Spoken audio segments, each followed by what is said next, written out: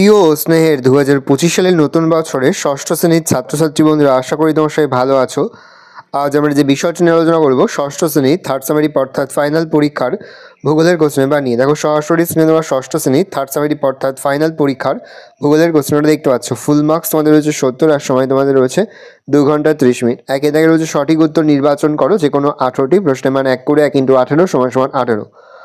অক্ষরেখাগুলির মধ্যে সবচেয়ে বেশি পরিধি হচ্ছে নিরক্ষরেখার। প্রদত্ত কোন দেশের ওপর দিয়ে মূলমধ্যরেখা প্রসারিত হয়েছে? উত্তর হবে লন্ডন। ছায়াবৃত্তের অপর নাম আলোকবৃত্ত। ভারতের প্রমাণ দ্রাঘিমা কোন শহরের ওপর দিয়ে কল্পিত? এলাহাবাদ অর্থাৎ প্রয়াগরাজ।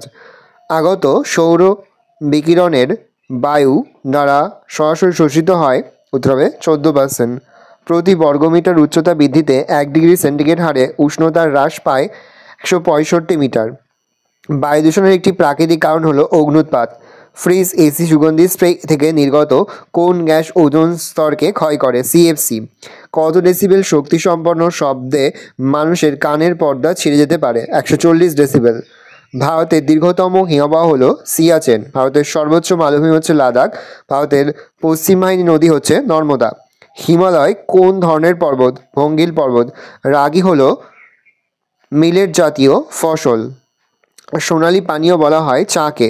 দক্ষিণ ভারতের যে অধিবাসীর বাস তা হলো চাওরা।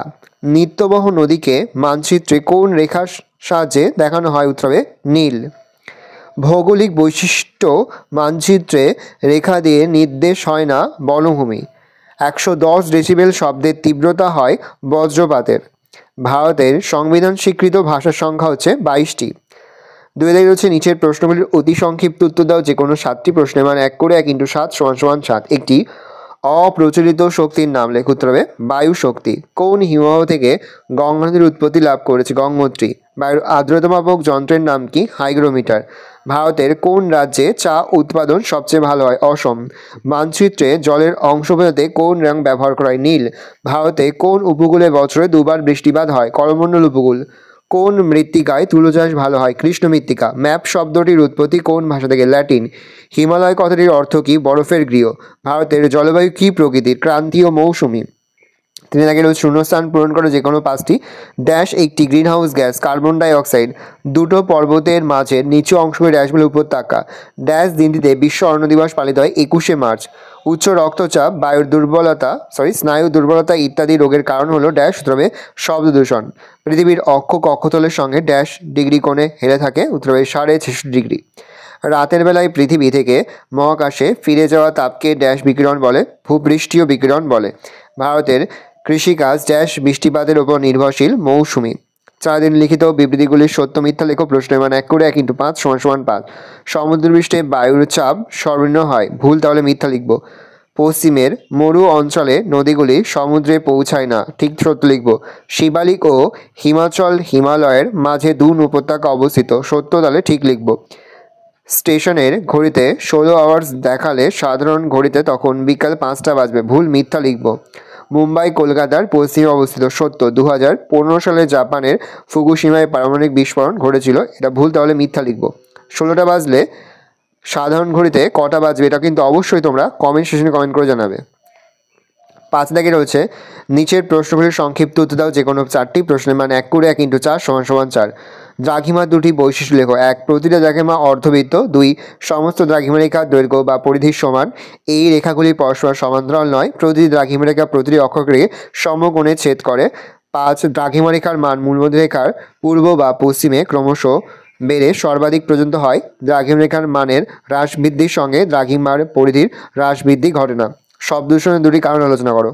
শব্দ দূষণের প্রধান কারণ হলো 1 বজ্রপাত ও মেঘের গর্জন, অগ্ন্যুৎপাতজনিত শব্দ, খরস্রোতা, ঝর্ণা, জলপ্রবাহের শব্দ, বিভিন্ন যানবাহন শব্দ, পশু পাখির চিৎকার চেঁচামেচি, দৈনন্দিন গৃহস্থলের যান্ত্রিক কাজকর্ম, খনি অঞ্চলে ডিনামাইট বিস্ফোরণ, স্টোন চিপস তৈরির কারখানার পাথর ভাঙার শব্দ ইত্যাদি। গ্রিনহাউস কি বা সবুজ ঘর কি? শীত প্রধান দেশে অতি তীব্র শীত থেকে শাকসবজিকে বাঁচানোর জন্য এক বিশেষ ধরনের কাচের ঘর তৈরি করা হয়, তাকে সবুজ ঘর বা গ্রিনহাউস বলে। সূর্য থেকে আগত সৌরকিরণ ক্ষুদ্র তরঙ্গরূপে এই কাচের ঘরের ভিতর সহজেই প্রবেশ করতে পারে, কিন্তু সমপরিমাণ তাপ ওই কাচের ভিতর থেকে বেরিয়ে যেতে পারে না, ফলে কাচের ঘরের ভিতরে সর্বদা একটি নির্দিষ্ট তাপমাত্রা বজায় রাখা সম্ভব হয়। আদিবাসী বলতে কি বোঝো? উদাহরণ দাও। বিশেষ সামাজিক গোষ্ঠী যারা প্রাচীনকাল থেকে শিকার, পশুপালন, ফলমূল সংগ্রহ করে জীবনযাপন করে আসছে, যাদের জীবনযাত্রা সম্পূর্ণ প্রকৃতির ওপর নির্ভরশীল, তাদের আদিবাসী বলা হয়। যেমন পশ্চিমবঙ্গের সাঁওতাল, মেঘালয়ের গারো প্রভৃতি। দ্বীপপুঞ্জ কাকে বলে উদাহরণ দাও। অনেকগুলি ছোট ছোট দ্বীপকে একসঙ্গে দ্বীপপুঞ্জ বলা হয়। যেমন 265টি দ্বীপ নিয়ে আন্দামান নিকোবর দ্বীপপুঞ্জ এবং 25টি দ্বীপ নিয়ে লাক্ষা দ্বীপপুঞ্জ গঠিত হয়েছে। অরণ্য সংরক্ষণ বলতে কি বলছো? অরণ্য সম্পদের অপচয় বন্ধ করে সঠিকভাবে তা ব্যবহারের মাধ্যমে জীববৈচিত্র্য রক্ষা করার পদ্ধতিকে অরণ্য সংরক্ষণ বলে। অন্যভাবে বলা যায়, গাছ না কেটে অরণ্যকে সুরক্ষিত রাখা এবং পুনঃসৃজনের মাধ্যমে অরণ্যের আয়তন বাড়ানোর প্রচেষ্টাকে অরণ্য সংরক্ষণ বলে। সংরক্ষিত অরণ্য কাকে বলে? যে নির্দিষ্ট অরণ্যে উদ্ভিদ, পশু পাখি, পতঙ্গ সকলের অস্তিত্ব রক্ষার জন্য মানুষের হস্তক্ষেপ, যেমন শিকার, পশুচারণ, গাছ কাটা প্রভৃতি ক্রিয়াকলাপ নিষিদ্ধ, তাকে সংরক্ষিত অরণ্য বা রিজার্ভ ফরেস্ট বলে। উদাহরণ: গুজরাটের গির, পশ্চিমবঙ্গের গরুমারা প্রভৃতি। 6 দাগের হচ্ছে নিচের প্রশ্নগুলির সংক্ষিপ্ত ব্যাখ্যামূলক উত্তর দাও। যে কোনো 4টি, বেশ কয়েকটি 4টি করতে প্রশ্নের মান 3 করে, 3 × 4 = 12। প্রথম, নিরক্ষরেখার 3টি বৈশিষ্ট্য লেখো। দেখে নাও, আমি এর মুখে বলছি না, আমি আস্তে স্ক্রল ডাউন করে তুমি কিন্তু অবশ্যই ভিডিও থামিয়ে বা স্ক্রিনশট নিয়ে কিন্তু উত্তরটা খাতাতে নোট ডাউন করে। হচ্ছে টিকা লেখো। বিশ্ব উষ্ণায়ন। দেখে নাও। নেক্সট প্রশ্ন, টিকা লেখো। অম্ল বৃষ্টি বা অ্যাসিড বৃষ্টি। দেখে নাও। নেক্সট কোশ্চেন, প্রাকৃতিক ও রাজনৈতিক মানচিত্র কাকে বলে? নেক্সট প্রশ্ন, বায়ু দূষণ কমাতে আমরা কি কি করতে পারি? দেখে নাও।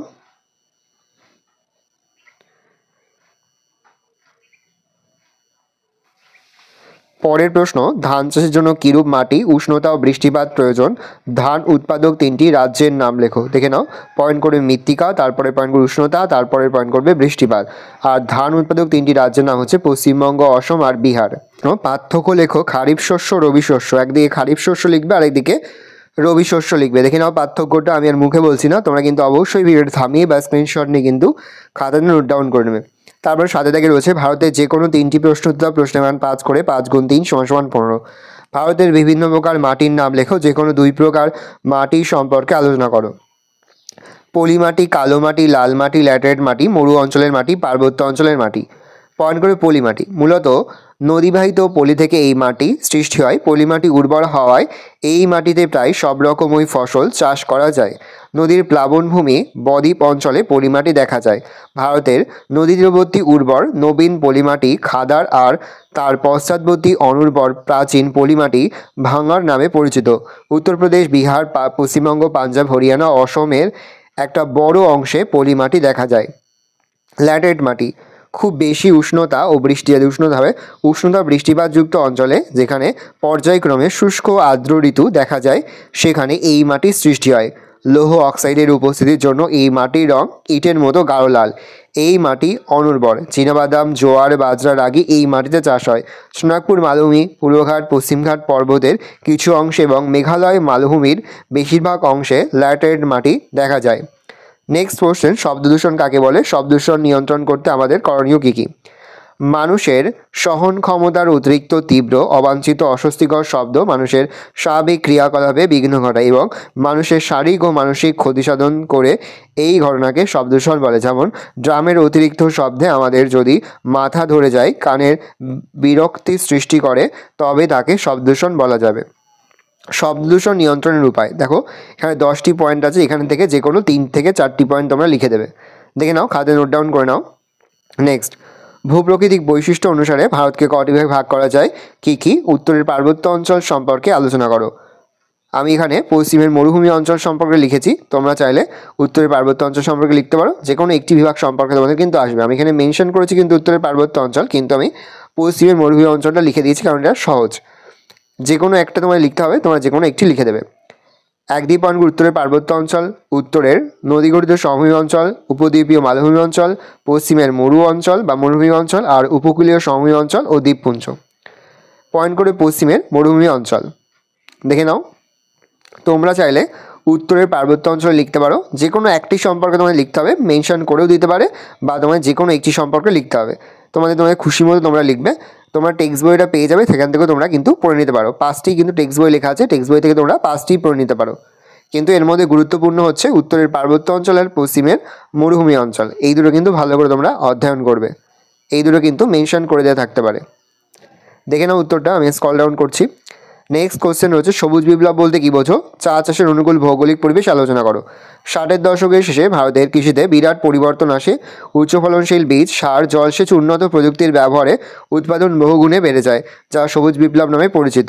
প্যারা চেঞ্জ করে লিখবে চা চাষের অনুকূল ভৌগোলিক পরিবেশ। 1, জলবায়ু উষ্ণতা 20 ডিগ্রি থেকে 30 ডিগ্রি সেলসিয়াস, বৃষ্টিপাত 150 থেকে 200 সেন্টিমিটার। মাটি উন্নত জল নিকাশি ব্যবস্থাযুক্ত ঢালু জমি, হিউমাস ও জলযুক্ত দোআঁশ মাটি।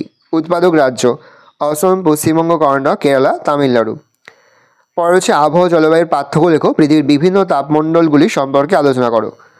আবহাওয়া জলবায়ুর পার্থক্য, একদিকে আবহাওয়া লিখবে, একদিকে জলবায়ু লিখবে। 1, আবহাওয়া কোনো নির্দিষ্ট স্থানের নির্দিষ্ট সময়ের বায়ুমণ্ডলের বিভিন্ন উপাদানের অবস্থান। আর জলবায়ু ঘরে লিখবে জলবায়ু হলো কোনো অঞ্চলের 30 থেকে 35 বছরের আবহাওয়ার গড় অবস্থান। আবহাওয়া প্রতিদিন এমনকি প্রতি মুহূর্তে বদলায়, কিন্তু জলবায়ু প্রতিদিন বদলায় না। আবহাওয়ার স্বল্প পরিসরে পরিবর্তিত হয়, জলবায়ু বিস্তৃত অঞ্চল ভেদে পরিবর্তিত হয়। এবার তোমরা পরবর্তী যে প্রশ্ন রয়েছে পৃথিবীর বিভিন্ন তাপমণ্ডল সম্পর্কে, সেটা দেখে নাও। পৃথিবীর তাপমণ্ডল রয়েছে তিনটে। একটা হচ্ছে উষ্ণমণ্ডল, 2 নম্বর নাতিশীতোষ্ণ মণ্ডল, আর 3 নম্বর হচ্ছে হিমমণ্ডল। দেখে নাও, এই তিনটে তোমরা লিখবে। আর তোমাদের অনেক সময় প্রশ্ন থাকে যে পৃথিবীর তাপমণ্ডলের চিত্রসহ ব্যাখ্যা করো, বা শুধু আসতে পারে পৃথিবীর তাপমণ্ডলের চিত্র অঙ্কন করো, তখন তোমরা এই চিত্রটা এঁকে দেবে। যদি শুধুমাত্র তাপমণ্ডল লিখতে বলে, শুধু 3টে তাপমণ্ডল সম্পর্কে লিখবে। আর যদি বলে চিত্রসহ, তাহলে তোমরা চিত্রসহ বর্ণনা করবে। আর যদি শুধু চিত্র দেয়, তাহলে কিন্তু শুধুমাত্র চিত্রটাই আঁকবে। এটা কিন্তু ভেরি ভেরি ইম্পর্টেন্ট। এই রয়েছে টোটাল তোমাদের ক্লাস 6-এর থার্ড সামেটিভ অর্থাৎ ফাইনাল পরীক্ষার 6ষ্ঠ শ্রেণীর ভূগোলের কোশ্চেন। এবার হবে কোশ্চেনটা দেখে নাও। আশা করি ভিডিওটা ভালো লেগেছে। ভিডিওটা ভালো লাগলে ভিডিওকে লাইক করে দিতে ভুলবে না। মাত্র নতুন হাত লাল কালার সাবস্ক্রাইব প্রেস করে পাশে বেল আইকনটা প্রেস করে নতুন কোনো ভিডিও আপলোড করি সবার ফার্স্ট নোটিফিকেশন তোমরা পেয়ে যাও।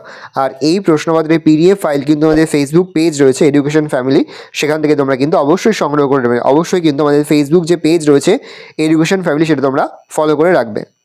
দেখে নাও, কোনো প্রশ্নের উত্তর লিখতে বা বুঝতে কোনো রকম অসুবিধা হয়, তাহলে কিন্তু নির্দ্বিধায় কমেন্ট সেকশনে কমেন্ট করে জানাতে একদমই ভুলবে না।